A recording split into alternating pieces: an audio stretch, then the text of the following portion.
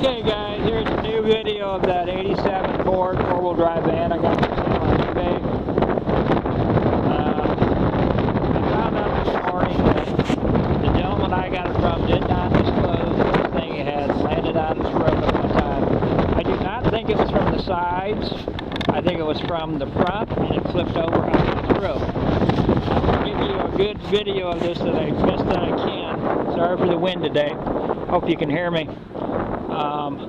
But I don't see any major indications how this all happened.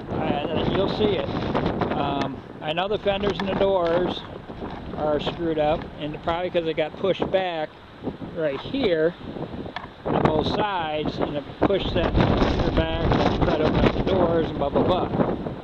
There is some indication here. I have a feeling that this windshield has been in here a long time, and maybe they put some sealer up there. I don't know. This thing kind of baffles me a little bit on what happened. The gentleman I got it from will not respond back to me what happened and da-da-da. Only I can tell you is that on that auto thing, it showed that it had been on its roof. Evidently, they must not have had full coverage insurance on it because it does not have a salvage title, which is good, I guess. But I'm disclosing everything that I know, being that I wasn't disclosed from them at all that it had it. I did not see the vehicle before I bought it, so my bad. Put the price down and get back to whatever. There's a little bit of something there. So I think, man, I mean, if you look at this thing, I hope you can hear me on this. This yesterday was great. Today sucks. But I just don't see anything that you'd think that he did severely do that this would be just smashed in, it would be smashed. I know the doors are, but I'm thinking maybe they did that. This must have came back. I see this line here is good. Down here is a little bit out, but the door is all tweaked out so bad. But I do have the doors to go with that.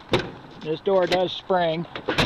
And you can see right there, but I think it's because of that causing that to misalign. Up in here, everything else doesn't look bad, except, you know, even where the door hinges are at, that looks fairly straight. There ain't a big, you know, gap going on, something stupid. I don't get exactly what happened. Here's up front by that windshield, if you can see it. Then you look in the back, and then I wondered why that was all screwed up like that a little bit. More than a little bit, I guess, but on the top.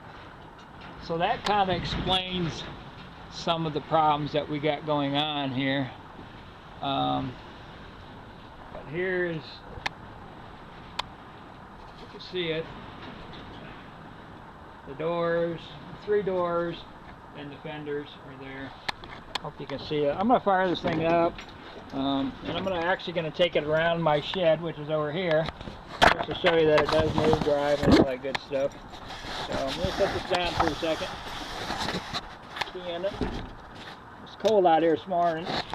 Wind chills are really stupid. Alright, so here is, it is carbureted, so 1, 2.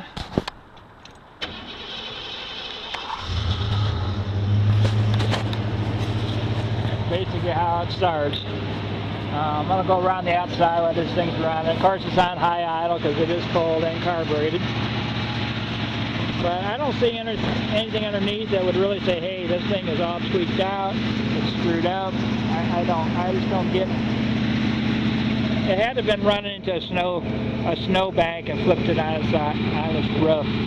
I don't see anything in the back, on the sides. Back bumper straight, doesn't look like it's been replaced.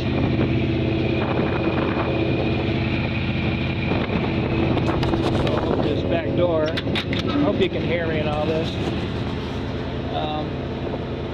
But yeah, so where it buys this is probably going to have to take out these members, drill out the spot rivets, get some salvage from the salvage yard, get that back where you need it, and then just weld those cross members. So you're going to need probably 3 or 4 cross members, maybe some of the other stuff. It shouldn't cost much.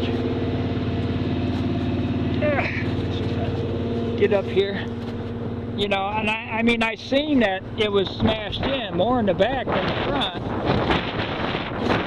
Caved in, or whatever you want to call it. It does look like it had a roof rack at one time, but I think that was gone before that problem happened.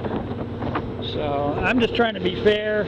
I wish the guy that I got it from was fair about telling me that it did have that problem, or did occur, which he did not. I found out via that online eBay thing. Let me kick this thing down quick. It's got good oil pressure when it's cold. But, so anyhow, let's take a quick cruise and I'll see if I can get this set up here a little bit. Be on a steer. There again, the door panels, they did say they did strip all this out to redo it. And whatever happened to that happened. Typical carburetor. Cold-blooded carburation.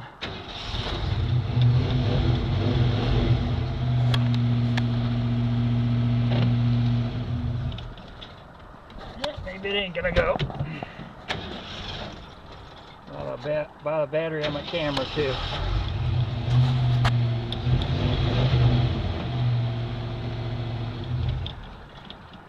Maybe it's out of gas. Could be.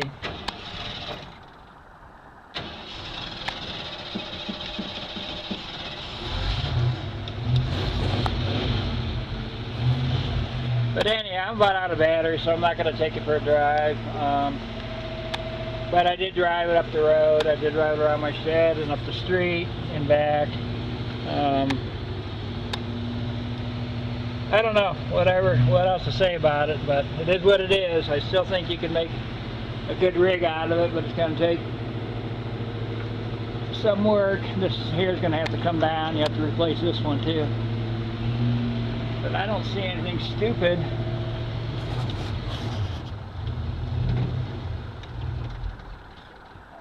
You don't like me today, so we're going to leave it as that. So it is what it is. Got any questions, just hit me up. Alright, thanks. Bye.